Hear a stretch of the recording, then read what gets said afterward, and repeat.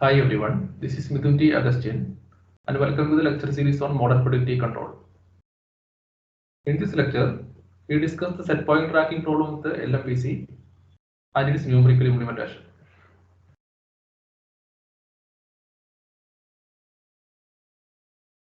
Here is the overview. We start with the set point tracking with the LMPC for general LTI system. Then we discuss the simulation results for a single input example.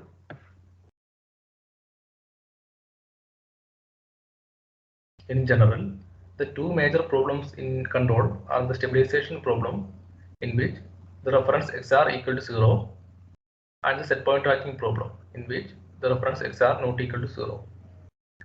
So far, we considered the MPC design for achieving stabilization, in which the objective is to drive the state to the origin or the equilibrium point. In this lecture, we discuss the set point tracking with MPC, in which the objective is to track a non-zero reference XR, and we consider XR as a constant. Now, for XR not equal to 0, the steady state control input UR will also not equal to 0, and it can be computed by solving the steady state equation, which is obtained by substituting xk plus 1 equal to xk equal to xr and uk equal to ur in the state equation, and this gives equation 1. Here, P is usually non-invariable since it is not a square matrix in most of the cases, and therefore we use the pseudo inverse. Note that we can only select the references XR for which the steady state control input UR satisfies the control constraints. In other words, the state reference XR should belong to the state constraint set X, and the control reference UR should belong to the control constraint set U.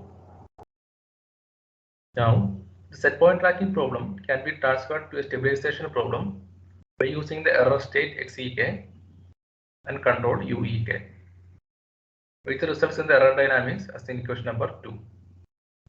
Similarly, using the error state and control vectors, the constraints can be rewritten as in equation number 3, which is of the same form as in the previous case, but here we have an additional term of minus fx times xr and minus fu times ur. Now, the matrices fx, gx, fu and gu can be defined as in the stabilization case, in which gx and gu are replaced by gx minus fx xr and gu minus fu ur. Then, by defining the optimization vector z, which contains xek and uek as its elements, the optimization problem for LMPC set point tracking can be obtained as in equation number 4, which is similar as in the stabilization case. Here, the optimization vector z contains the error state and control sequence. Then, by solving this optimization problem, we obtain z star, which contains xek star and uek star. From this, the control input with set point tracking is obtained as in equation number 5. Here, uek star is the error input, so therefore we have to add ur with it to obtain the actual control input. Next, we discuss the simulation results, for which we consider the simple input example from the last lecture, for which the system parameters are chosen as in equation number 6 and the simulation parameters are chosen as in equation number 7, in which we select the initial state x0 as 10 and 5 and the reference state xr equal to 3 and 2. Then, by solving the steady state equation, we obtain ur equal to 0.59. The constraints and parameters are chosen as in equation number 8, in which we set the lower bound of states as minus 10 and the upper bound as plus 10.